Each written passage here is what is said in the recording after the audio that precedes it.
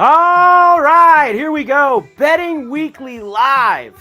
Coming at you right here, Betting Weekly Studios, Bet Rivers Network. Mike Carver here with you, along with Doug Kezirian, as we get you ready for all the action coming up tonight. We got Monday Night Football. We've got 2 MLB playoff games. We've got a lot of other stuff from the weekend. And Doug, I've loved being with you on Wednesdays. Now we're going to be together here, 5 o'clock weeknights, getting ready for the action. Good to see you, my man. Good to be with you. Always an exciting weekend. Obviously, some crazy outcomes, whether it's the NFL or college. We're going to get into all of that, but good to be with you as well as we approach tip-off, first pitch, and kickoff with October being such a popular and high-paced sports month. It certainly is. And before we get to all the action tonight, it is Monday, Doug. So we got to have a little opening line here, a little big takeaway from the weekend. Like you said, there was tons of craziness. You finally had some big dogs in the NFL come through. College was nuts. Give me one big takeaway from the weekend for you, Doug. We have a new betting rule of thumb. You know, a lot of times we have these theories, whether it's preseason, regular season, coach gets fired, the new coach bump. How about the dropping the ball before the goal line fade the very next game? A.D. Mitchell, just one target, goes no catches, well under his receiving props. So for the next game involving Amari DiMarcado, now the backfield for Arizona is a different situation, but I'm going to be looking to fade the props for Cardinals next game, who coincidentally will face the Indianapolis Colts. So we're going to have a battle of guys who drop the ball before the goal line. But no, in general, some interesting stuff. I do like to react and take sports narratives and look ahead to the futures market. And we have a lot of developments on that front at various, whether it be awards, division odds, title odds. We're going to get into a lot of that.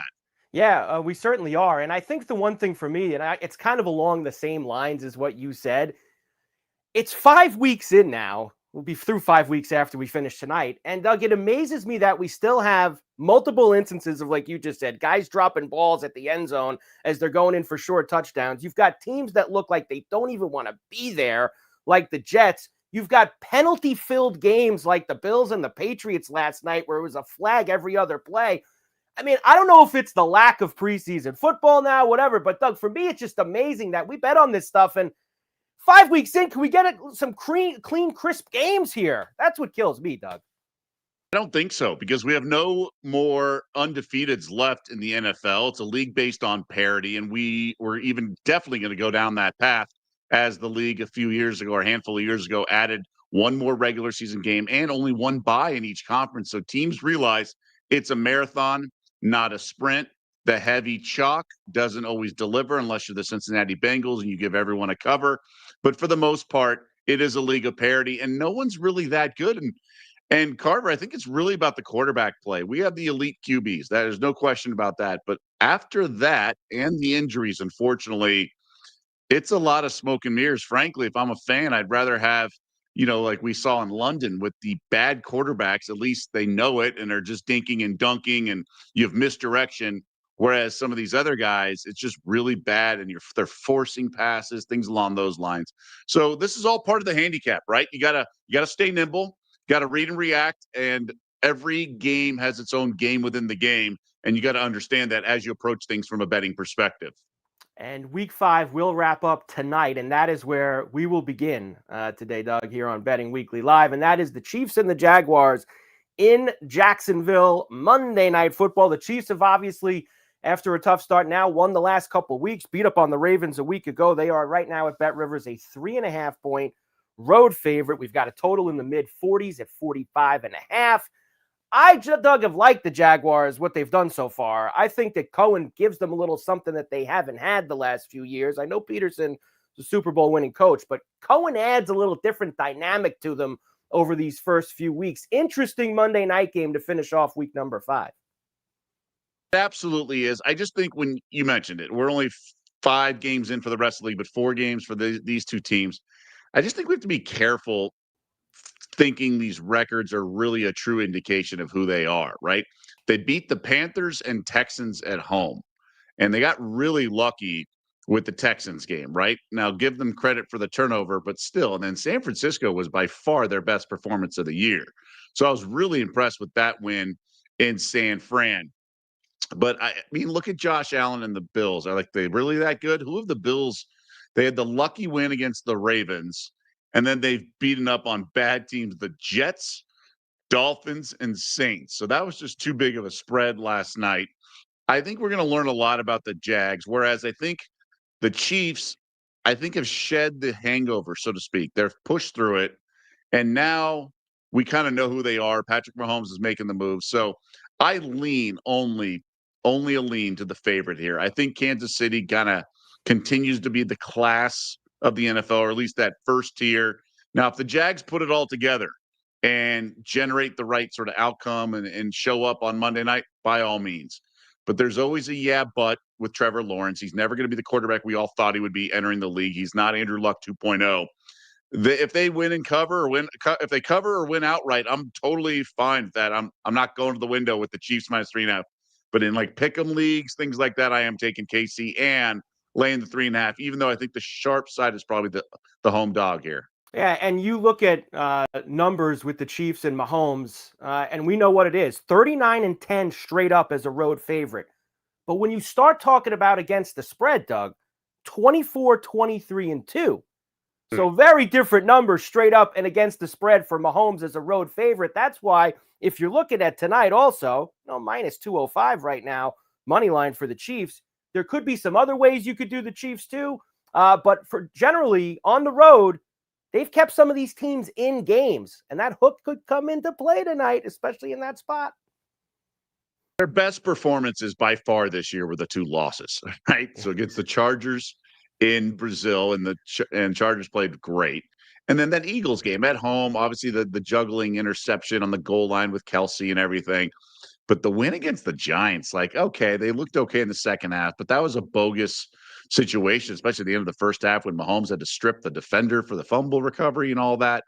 And then the beating the Ravens, well, now we know Baltimore is just a shell of itself, especially with injuries. I liked their performance in that game. They showed up from the opening kick and delivered and took care of business. I think this is going to be a 24-17, 24-20 kind of game. So I guess I lean a little under. I just don't think the Jaguars defense is that good. And this Kansas City team is just different than we've seen in years past. You have Spags. The calling card of this team can be a defense. And then obviously the offense is starting to get better. We see Ming talking about that Cardinals game with DeMarcado. I don't know, man. It's one for the ages for sure. I'm lucky that I did not have any survivor entries on the birds there. But I think I have to go to battle with the Chiefs here. I've just seen it too many times. But nothing would surprise me if the Jags, win outright or anything. No, it would not. And yes, as you just saw Doug mention, join in the conversation here on Betting Weekly Live. Make sure you get yourself involved in the chat box. We are going to bring them up. We are going to try to answer your questions as we move forward. I did just see one, Doug, about Worthy, and that'll kind of veer us into the player props here tonight. We'll talk about some things in this game. And Worthy's an interesting one because he came back last week and looked good. He's looked good now coming back for the Chiefs, but hops up on the injury report after the flight. Apparently a little bit of swelling for him. 59.5 right now at Bet Rivers for Worthy. I'm still a believer. I'm not scared, Doug, by him jumping on the injury report. If he's out there, Mahomes is going to be looking for him. I mean, he's such a key to their offense, right? And that's what we talked about at the beginning of the season, because there was the hangover component. It took him a while to get going, but he opens up things. He is definitely a valuable piece to their puzzle. I do get a little worried sometimes because I feel like the Chiefs, when they pass, they can distribute the ball to a wide range of people. And sometimes a guy like Worthy has such a monster game to the, untrained eye, because he's opening up everything underneath because he's such a threat, right? Now, he did have 8 catches for 83 yards against that sieve of the Ravens defense. But sometimes he can just open up things, right? And guys like Thornton get going and things. So I'm a little uneasy with Chiefs receivers and production, because a defensive pass interference is very valuable, but that doesn't translate to the prop market. Now, with that being said, I'm not looking to go under either. But yeah, I do think 59.5 is on the low side, and I'm not too worried about this medical update, let's call it. No, I'm not worried about it either. But from the rushing side of things, we know what the Chiefs like to do. They like to get up on you. They like to run the football. Kareem Hunt, Pacheco, etc. Kareem Hunt tonight got some rushing attempt props, 30-plus rushing yards. 8.5 is the number for Kareem Hunt in terms of touching the rock this evening, Doug. I think people have been paying attention, understand these are sort of two ships passing each other in the night, and that is Pacheco and Hunt. Hunt is steadily getting an increase in production, and Pacheco is steadily getting a decrease. Hunt's going to have more carries, and it just is what it is. Last week, he had 13. The week before, he had 10. Now, against the Ravens, maybe they are running out the clock. I think the Giants is a better indication. 10 carries, 35 yards. That's what I'm expecting. I've been under on Pacheco. Last week, Pacheco went over by a hook, so I got burned. I think it's now time to shift to Hunt over attempts and over rushing yards. We see the game log and how things have steadily increased. Look at it, 5 carries in the opener, then 8, then double digits the next 2. I think that's what we're looking at. Hunt, and this is something for everyone to kind of pay attention to when it works out this way. His rushing yards prop is 29.5. Over has a little more juice. Sometimes it's like minus 119 or minus 120. Sometimes the other market of just 30 plus, which is the same thing, is minus 118. So just kind of, you always want to grab the extra cent here and there. But I think he's into the 30s and 40s here. I really do. And again, I think we're going to have a little bit of a reality check with this Jacksonville defense. We got a taste of it with San Francisco. I think we get it here. I think the Chiefs will find opportunities, and they're not afraid to run the ball, as you were alluding to, Carver. Yeah, and you know what? You'll begin to find this out about me as we continue now to get into this kind of every day. I'm a big touchdown guy. I love playing touchdowns. It's one of my things in the NFL. And Kareem Hunt, 240 tonight, plus 240 at Bet Rivers. And for the kind of action like you're saying, 2 chips passing in the night, that is one that I am probably going to get myself involved with there for them. Let's go to this Jaguar offense now. First couple weeks, Doug, ETN has been outstanding. I think people weren't sure what the backfield situation was going to look like for Jacksonville. ETN has really stepped up in this 3-1 start that they have had. Trevor Lawrence, though, for me, Doug, not quite there yet. Offensive line has been good. We see the flashes with Lawrence, but I need to see a little bit more. His number tonight, a couple days ago, was in the 216, 217. Right now, this very second, down to 212.5 for Trevor Lawrence this evening. What are you expecting from him? So I'm with you. I like to ask myself sometimes, like, which bet will I feel dumber having lost at the end of the game, right? On the over or under. I will feel dumb if I have an over ticket and it's the same Trevor Lawrence we've expected and he shows up. But I've talked to some math guys. Their projections have this in the high 220s to low 230s. And I personally think the game script will lend itself that way. I do think you have to pass against this Chiefs team, although you have the Spags blitz, but I don't think you're going to run much at all. Now, Cohen's a creative play caller. You're going to have a lot of misdirections. There's going to be some plays that look like what we saw in London from both Cleveland and Minnesota. Wide receivers, fake end arounds, and just stuff like that. Middle screens after faking the both side screens. Some creative. I think Lawrence should get there. He has a big arm if need be. I don't know how much time I'll have with the Chiefs pass rush, but in general, I lean to the over here. I do think he's going to have to kind of throw the ball here to get in the game because I think the Chiefs will be sharp on offense and have a lead, one of those sort of scripts. But I don't want to feel stupid with a ticket in my hand when I don't really need to play this. So that's why I am merely leaning to the over passing yards. Yeah, I know the Chiefs the last couple weeks have not allowed a lot through the air. Their secondary has tightened it up. I believe it's under 160 yards passing in both in the Giant game and the Raven game. But look, those are situations, Doug. You had the ghost of Russell Wilson in the Giant game. You had, of course, last week Lamar getting hurt. So we'll see if the Jags can actually get some things going through the air this evening in that one. I do have some daily specials from Bet Rivers for you for this game tonight as well. First one, either team to score a touchdown on their first drive of the game. That's a plus 115 tonight at Bet Rivers. And the other one I've got for you, Doug, from Bet Rivers in this game, Trick or Travis. Travis Kelce or Travis Hunter to score a touchdown in the first half, boosted from plus 230 to plus 300. I do like Kelce to score tonight, Doug. That is one of my guys that I'm putting on my card. That is because, and I don't like playing Kelce anymore.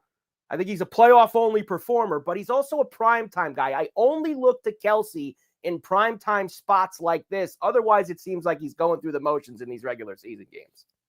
On, as the real Brandon King points out, he got a birthday boy for Oh. Mr. Kelce. So there's an element. I don't know what that does to your models, Carver. I don't know how much you factor that into your handicapping.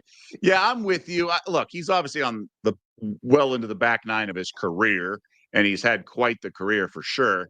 I think he's fine. I just think we're forgetting the hangover component to this. We've seen teams lay eggs.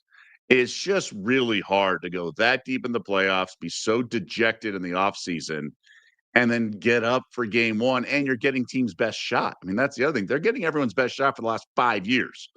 And it takes its toll. And I give them a lot of credit for being able to get back off the mat and get into the playoffs. Yeah, last year they had a couple lucky wins, but that's because that was on their way to the 1 seed. They still were going to be fine getting in to the postseason. I still think there's a little bit of a hangover effect for the Eagles, and they finally lost yesterday. It's just a long season, and then when you win, the hangovers, commercials and other hype and things along those lines. It's a long season. You get everyone's best shot, like I said, and it's maybe a little bit of a stretch, but I mean, look at the Las Vegas Aces. They go back-to-back titles. Becky Hammond talked about it. She's like, look, we were exhausted, more commercials, more everything. They just had nothing in the tank last year, and they're right back in the finals up 2-0 this year. So sometimes there is a hangover effect for both teams. And in terms of the Chiefs, I think they're going to be fine. All these teams who have been to the postseason treat this like a marathon, not a sprint. So I think Kelce to the nth degree of that. Now, whether he finds the end zone, we shall see. But I don't even care what the Jags stats are against tight ends. The guy's just a different animal. He always seems to get open. He and Mahomes are connected telepathically. So I can't get in front of that one. I would personally need a higher payout than plus 175, though. He has scored his last 3 games against the Jaguars over the last couple of years, so take that into as well. They'd have some problems with him in the middle of the field. So Travis Kelce there for me. Maybe you want to get involved with him for first touchdowns as well. Well, the good news for that is Bet Rivers has the NFL primetime first touchdown second chance bet this evening as well. Users will receive a second chance token for any first touchdown wager each game day of primetime NFL games. That's, of course, Mondays, Thursdays, and Sundays. In the event of 2 primetime games on a given day, the token will be valid for either game. So you can get involved in the first touchdown tonight. I sometimes like to do that as well. Kareem Hunt, I think that Doug has talked me into tonight at 12-1 for the first tutty this evening. So Jags and the Chiefs finishing off week number 5 tonight. Before we get to the baseball, Doug, a couple other things NFL-wise off the weekend in the future market that I want to talk about. First, the MVP.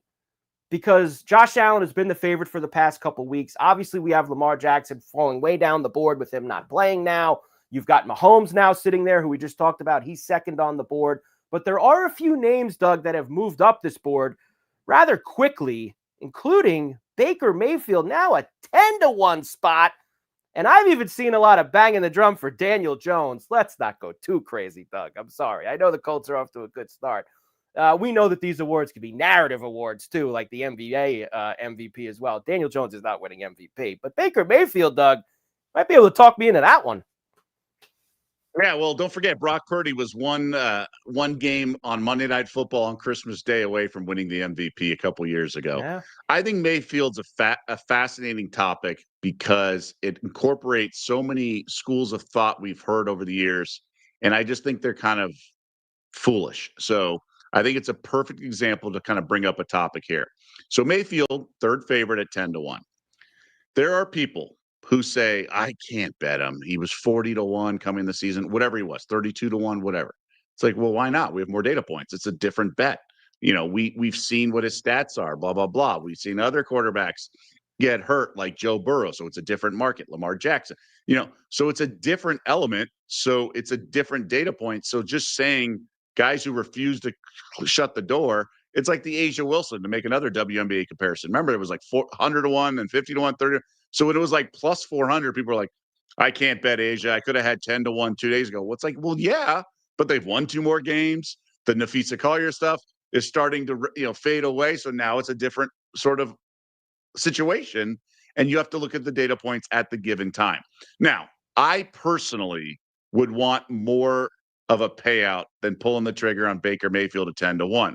But these awards markets, they're definitely sheep voters, so they follow the herd. I do think Mayfield passes the smell test. I don't think it's an outlier where it's like, yeah, but like DeMar DeRozan was with the Bulls a couple years ago. It was never going to happen. I think Mayfield, there is a world if the Bucks continue on this path, and it was as impressive of a win yesterday as I've seen in a while. I was on the Seahawks, and the Bucks just kept answering. It was a really impressive. I thought the schedule spot would be too much, so I think Mayfield's in the mix here. The question is, can the Bucks get the 1 or the 2 seed? And I think they can. They're that good, and I think the NFC's that sort of down. So this is a long-winded sort of response that I'm going to pass, but it's not because, oh, I could have had Mayfield a week or 2 ago at such a higher. It's because I think there's going to be more fluidity in this market. I don't think this is the last time we see Mayfield 10-1, and I think it's going to be a very reactionary market. And that's so when you pull the trigger this early in the season, I usually want more of a long shot, like if I thought it'd be a good wager, like Daniel Jones at 40-1, because if the Colts continue on this sort of trajectory, and I think they will, 40-1 is going to be a distant memory. But in this case with Mayfield, I think we'll get 10-1 in a couple weeks. Maybe they'll lose, but then in a month from now, I don't think 10-1 is the last time we see it. I don't think so either. And just staying with the Bucks and awards, I think you can lock this one up. Maybe not lock it up, but man, Ibuka's been so good. He's even money for Offensive Rookie of the Year. I know Genti probably still going to have some big games, but man, he has been special for the Bucks Don't over disagree. the 4 weeks. He's been unbelievable. And the other future I want to do with you, and then we're going to get to tonight's baseball games, 2 division series games in the National League. The Bills losing at home last night to the New England Patriots. What surprised me, Doug, when I woke up this morning and I looked at the big board, is how they are still such a considerable favorite to win the Super Bowl. And I am a card-carrying Buffalo Bill lifelong homer. And I am saying this to you. Plus 450, Lions and Eagles next at 7-1. Doug, I love Josh Allen. He's the greatest thing to come into Buffalo since Jim Kelly. But Sean McDermott is still the head coach. And their defense still can't get big stops. And until I see them do that against the Chiefs in January, Doug, are you surprised they're that big of a favorite with how sloppy they've looked the past 3 weeks? Well, as you know, it's so nuanced, right? If they have overwhelming wagers by Bills Mafia and things like that, then fine. This is not. I don't know if they're the highest power rated team on a neutral. I think Detroit might be, or some of these others. I think I mentioned it earlier. Who the Bills have beaten, nothing impressive. Now the Ravens' comeback was impressive, but I think that was more John Harbaugh not going for it on 4th and 3 and punting that game played out. With these types of markets, especially the MVP, because Josh Allen's a favorite, right? It's really not about what have you done so far. It's budgeting how much time is left in the season, and then the quality or the power rating or the evaluation of the party in hand. So whether it's Allen or the Bills, it's like a golf tournament, right? So Scotty Scheffler can come into the tournament, like let's say he's 4-1 favorite. And then going into the weekend, he's like 3 shots back or 5 shots back of like 3 no names, right? He might be like a even money favorite at that point. It's because they're budgeting how much time is left in the tournament and sort of the people in his way. Well, in the futures market, a better example is the Ravens are significant favorites to win the division, right? Like even though they have all this sort of terrible play, the Ravens are actually more of a favorite to win the division because Joe Burrow's been hurt, the Browns are a disaster, and then the Steelers are kind of fool's gold right now with their current record because they're budgeting how much time left in the season. Well, the Bills, the division's still not impressive according to the power ratings and odds makers. Dolphins, nothing to write home about. Jets might be the worst team in the league. And the Patriots, I think, are on the come, but are they like good enough to compete for the division? So that means the Bills are probably going to win the division. And then how good is the AFC? The Chiefs have been banged up. The Chargers have been banged up. The Ravens definitely are. The AFC has come back to earth. So the path to the Super Bowl is a lot easier right now than it was the beginning of the season because of the Burrow injury, because the Ravens defense, and who knows what's going on with Lamar. But I'm with you that there's no way. I understand why Josh Allen's the favorite. I just don't agree with it. He is arguably the best player in the NFL. I just wonder if there's going to be other sort of better stories and then voter fatigue as him as the reigning MVP award winner, because that was the case last year when Lamar did not win it. There was voter fatigue. So I think a Mayfield or someone in the NFC could certainly get there. We'll see what happens with Herbert and the Chargers. But that's the reason these markets are what they are. It's how much time is left in the season and then how much is sort of standing in their way. But I will say this, I think the Bills' upcoming schedules, no cakewalk. They got to go to Atlanta. And I like the Falcons on next Monday night as a home dog. You get Carolina, but then you get the Chiefs. You have to eventually go the Bucks. And then it's a nice stretch of easy opponents. So that's part of it. I mean, I still think they're going to win 13, 14 games. Yes, they will. But Sean McDermott will once again probably make a really, really bad decision in the playoffs. I agree. And cost him in January. It's amazing. And it's hard for me to complain. I had 20 years of stiffs as the head coach, and McDermott's won a lot of games for them. But a little bit of emotion talking for me there, Doug. All right, MLB playoffs, Division Series, National League. We go to game 2s tonight in Philadelphia and in Milwaukee. We'll start with the early game, which first pitch, Doug, about 35 minutes from now. We'll have Blake Snell and Jesus Luzardo tonight. Dodgers now down to minus 115 at Bet Rivers. You've got a total of 7.5 here. And the thing for me, Doug, is the Dodgers have started to look like what we expect the Dodgers to be.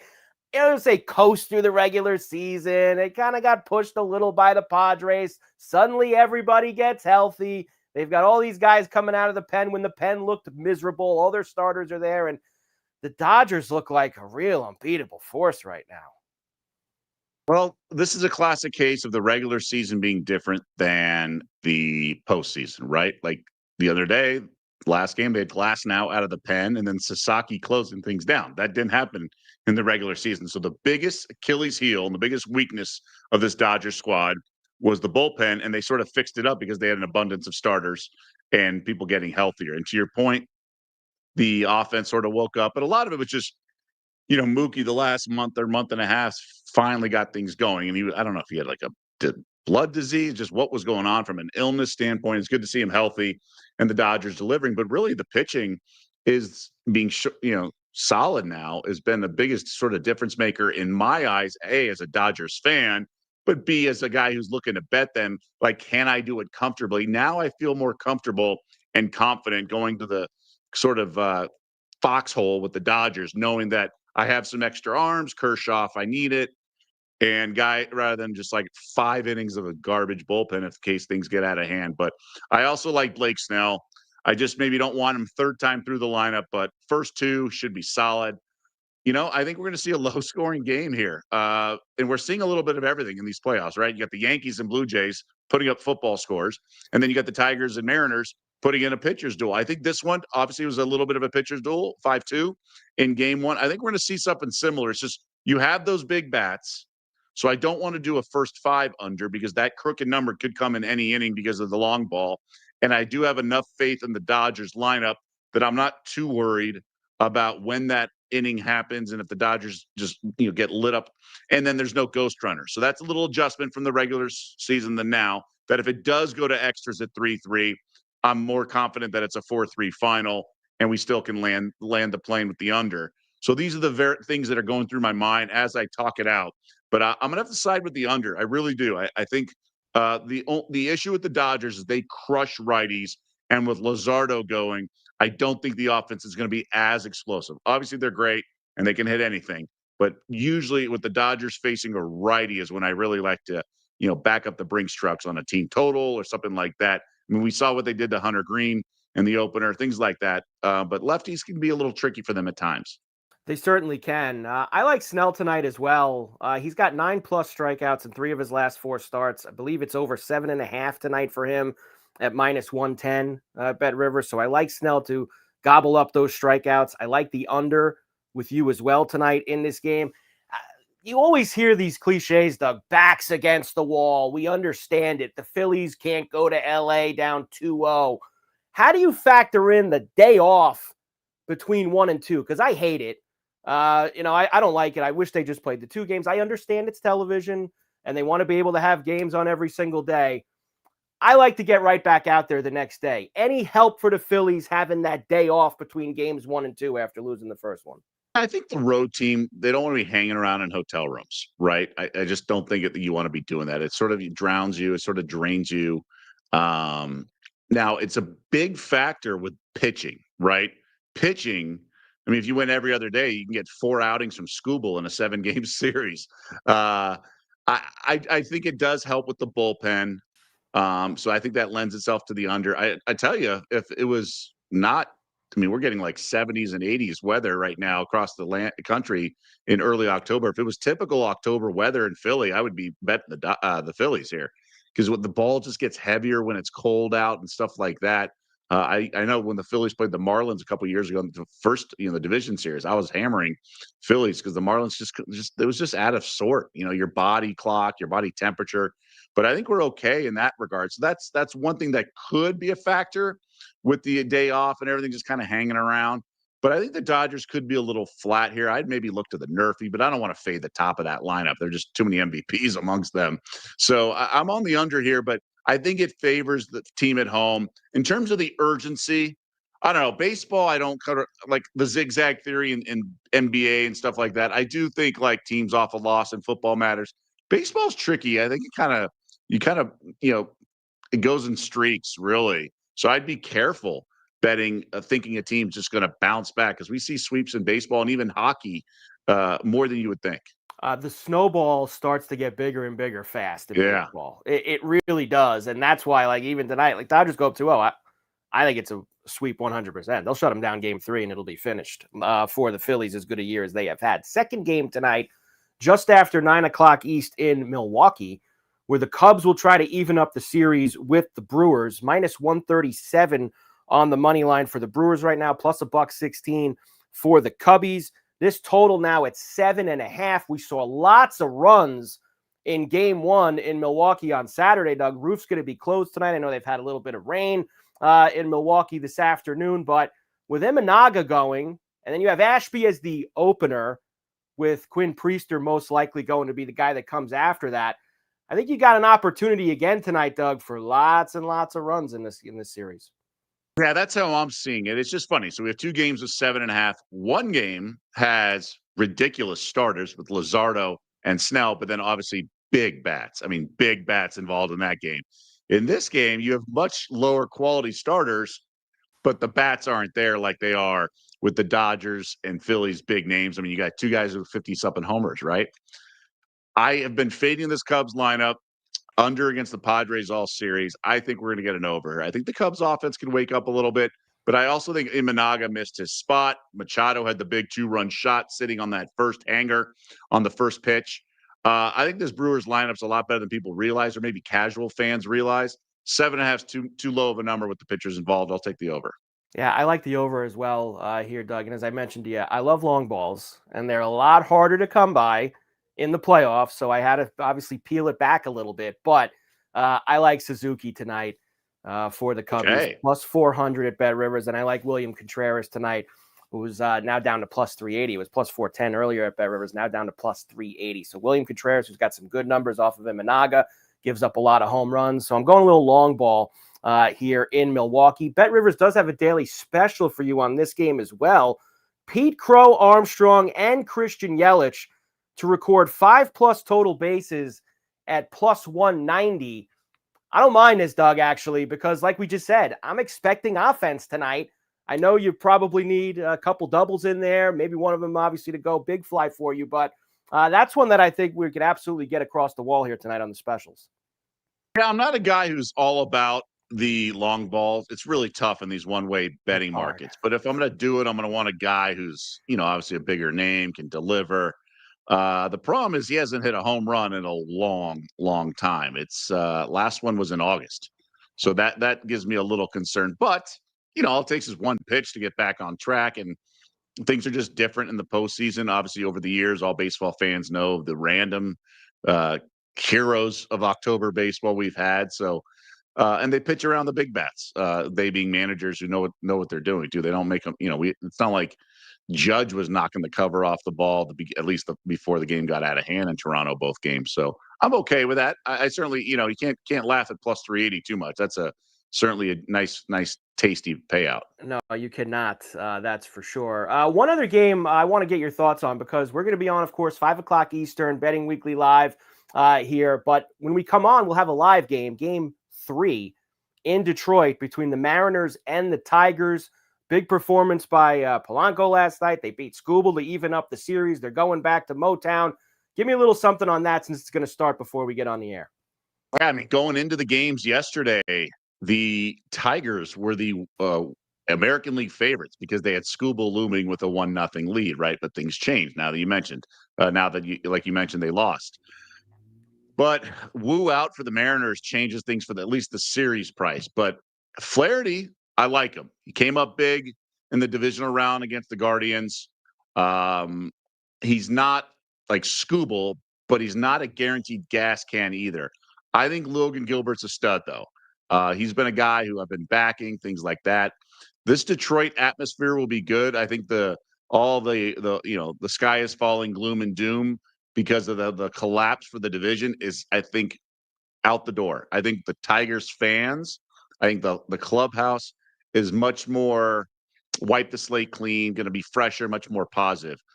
I do think the Mariners get the win. I just don't want to lay 136. I think it's really important to kind of look back at the regular season, or anyone who bets baseball somewhat regularly. You just have to win this kind of a game, this price, I should say, $1.36. You have to win a lot more than you realize for it to be an effective play, especially in a low scoring series. It really could come down to like a 2-out, 2-on, 2-out kind of situation. Flaherty's much better than people realize in terms of a big game pitcher. I do think the Mariners have such good bats, though. I side with the Mariners here. It's not a must win, but with Scooble around the corner again, although they just beat him, I think I just don't. I need more than plus 114 to bet against Gilbert here, but I don't want to lay the 136. Yeah, tough matchup. We'll be on when that is happening tomorrow, and we'll have Yankees Blue Jays game 3 to talk about tomorrow as they move to the Bronx after, as you said, football scores in Toronto over the weekend between those two. Don't forget, Bet Rivers is giving you MLB Playoffs Daily Profit Boost Pack. Eligible players who log into their Bet Rivers account each day during the MLB playoffs will receive a 2-pack of MLB Profit Boost, 1 live Profit Boost and 1 SGP Profit Boost. See app and website for more details. Couple games tonight, couple games tomorrow. Get yourself involved at Bet Rivers. Okay, Doug. A few other things for this evening before we get out of here. There is some NBA tonight. The preseason has begun. I know we were talking earlier before the show. You were waiting for the Lakers to play again. But you do have a few things. Bucks, Heat, Pistons, Grizzlies, Hawks, and Rockets. It's hard for me, Doug, because you don't know who's playing. You don't know how much they're playing. You don't know how much they care that they're playing. There's a lot of things with the preseason that you always have to factor in all sports. Yeah, and that's part of the game within the game with the preseason. All things I'm willing to bet on. I've had a big wager over the years on the hot dog eating contest on July 4th. Yes. Whenever there's an angle, I show no discrimination. I do not discriminate. With preseason, you're right. It takes a different sort of another couple layers to this. You have to have different tools in your tool belt depending on the sport, depending on its regular season versus postseason, now preseason, and just key injury. I joked earlier about the dropping the ball before crossing the goal line with both Mitchell and DeMarcado, but that is now one of the tools in the tool belt. Like, how do you approach it? Next props, unders, things like that. So with preseason, whether it's football or basketball, you just kind of have to know what you're doing and what are the elements. The nice thing about preseason is that coaches are way more transparent than they are during the regular season. They'll literally tell you exactly how long they're going to play the starters because they don't care about winning or losing. Now you care because you're going to be laying some points or taking them, but they don't care about. So it's a race for information. Now odds makers have lower limits in the preseason because it's easier to get info and their built-in like power ratings don't really matter in the regular season. So it's not that tight of a market. So that's a gift, I think, to the bettor because the market's not solidified and established. So if you know these teams and you are an NBA junkie, odds makers aren't really grinding on NBA preseason right now with NFL college and all this baseball and everything going on. So they're more focused on like win totals maybe and things like that.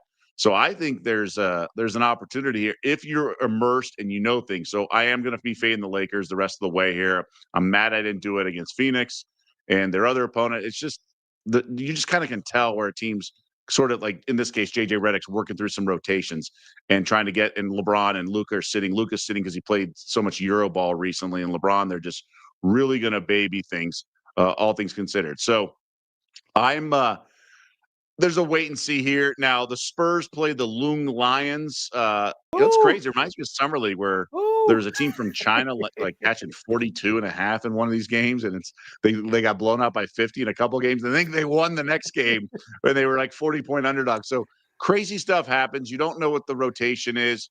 You don't know what coaches are trying to do. I mean, they're going to answer questions from the media, but sometimes, and they're allowed to change their mind with certain rotations. So you got to be careful in the preseason, but look at all the bad beats this past weekend. It's not like the regular season's super easy to predict and the craziness doesn't happen there. Certainly doesn't, that's for sure. And I did see that note come across the bottom from Steve from Lynn about the Jags and ETN to score.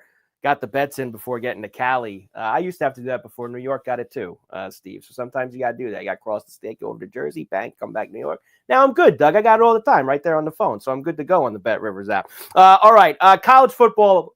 Look, we're going to spend a lot of college football this week. Some really big games coming up on Saturday. Just really fast, Doug, a couple notes from the weekend. Gutless from Penn State out at UCLA as James Franklin loses outright to the Bruins. I mean, they were basically carrying Neuheisel's kid off the field. The offensive coordinator was unbelievable. Like Rudy, right? It's like Rudy, the offensive coordinator. He's even got the long flowing blonde hair like his dad, too. Unbelievable. I mean, he looks just like him. It's crazy. Texas losing at the Swamp to Florida. Really, for me, Doug, big picture-wise, it seems like Oregon and Ohio State are kind of the two teams, especially on the big board, that are kind of separating themselves. But Texas, now unranked out of the top 25, still right there, tied for the sixth choice at 18-1 after losing this weekend. Even Penn State's still up there at 33-1. Texas, Doug, come on. It's laughable. It really is, because there's nothing there that gives me confidence in them moving forward, right? It's not like Saban's their coach and they have a blip on the radar. I'm old enough to remember, and that's a joke because it happened recently. 7-win Sark was this guy's name forever, whether it's USC or Washington. All of a sudden, he goes to Texas, has more of an athletic department budget, and we're supposed to forget that? No, I knew he'd screw it up. He screwed it up against Washington in the playoffs. He did it again last year, and then he did it this year in the opener against Ohio State. If you're telling me all of a sudden that the Longhorns are going to win out or all of a sudden going to be good, the only thing working in his favor is that there's no Mateer for the Red River rivalry this weekend. And then they do face Kentucky and Mississippi State and Vanderbilt and Arkansas. Those are winnable games, but they're at Mississippi State. They could lose that game very easily. Mm-hmm. Heck, they could lose to Kentucky. Kentucky almost beat Georgia last year. I think they get smoked between the hedges in Georgia. I think this team's a joke. I really do. I don't think people realize like how average Manning is. Like Arch, like he may be injured. I know the motion looks different. Whatever. I don't really care. This team's not good. Okay. It was a bad spot for them to go catch the Gators off a bye at the Swamp. Fine. You're allowed to like lose those games, but you're not allowed to have the performances they've had in their other games. And that's what concerns me about UT. I wouldn't bet them 180-1, let alone 18-1. So I don't know what it is. They're not going to the playoff. They're not ranked for good reason. Thank God the voters actually had a clue not ranking them in Penn State. But there's just nothing here to think that these Longhorns are going to figure it out. So there's no way I'd look at it. Maybe some later in the week we'll have adjusted win totals, but they absolutely have some losable games the rest of the way. Every single one's losable except Arkansas at home. At Kentucky's losable. At Mississippi State's losable. Mississippi State went to overtime with Tennessee, and they're at home. Vanderbilt's certainly losable. Georgia, and then at home to A&M in the rivalry game. Come on, they're not going to the playoff. 18-1 is just lighting your money on fire. And I will also get a gas can out for anyone who wants to take Penn State at 33-1. You can make them 200-1 also because, Doug, they still have to play Ohio State. That would be a third loss for them because there's no chance they're going to beat Ohio State. So you can light the Penn State tickets up too, as far as I'm concerned, for making the I mean, you can have fun saying like, oh, what if they win out? And that would be at Iowa, at Ohio State, home to Indiana. Like those would be impressive wins. It doesn't matter. A, they're not going to win out because it's small game James. And B, they just have the loss to UCLA is too egregious. I mean, the Bruins were arguably the worst team in all of college football going into that game. Now, that would have been a little bit of a stretch, but just how they lost at home as a 15-point favorite to New Mexico is very bad. And then, go to Northwestern and lose. I think the Nittany Lions are a fascinating topic. I don't know if the season's come off the tracks yet. I have to think about it more, look at some sound bites, but I knew going into that game there were two ways: sort of get right, go pound UCLA, salvage the season, or the lack of leadership sort of trickle down, and they just were completely flat. We'll learn a lot about them, but I got to think about them a little bit more in terms of their next game. But the futures market, maybe adjusted win total, posted the next couple of days with Bet Rivers. I'll be looking to pounce, but it does change things. And then it also changes teams like Indiana, right? If Penn State is hosting Indiana at the beginning of the season, you're like, I don't know if Zignetti and Mendoza could go to Beaver Stadium and Happy Valley. And well, now that changes, right? Yep. If we think Penn State's, could be coming apart at the seams, then maybe the Hoosiers have a win total you should adjust, or a futures market, because I do think Indiana's going back to the playoff this year. I think that there's a very good chance for that too. We'll talk about that game this week. Indiana and Oregon, very interesting for Zignetti heading west to Autzen. All right, Doug, let's get out the door with some best bets for this evening. For me, Doug, I'm going to hang my hat tonight in Jacksonville with this Mahomes 24-23-2 ATS record as a road favorite. I like Liam Cohen a lot. Think the Jags are going to be in the game. Lower scoring game. We both kind of lean to the under in this one. I'm going to take the Jags plus the 3.5. And for the baseball, up, and away, Doug. Big runs tonight in Milwaukee over the 7.5.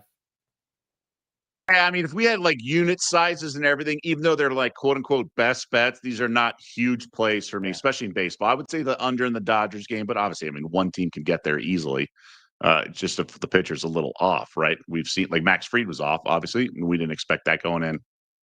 I do like the Kareem Hunt over 8.5 rush attempts. I think he's going to be the featured back. He's going to have double-digit carries. It's not a fun thing to root for because you want first downs, and you may not get a first down if you hand the ball up, but then you need those carries to add up because he's not going to get 10 in the second half. You need to space it out.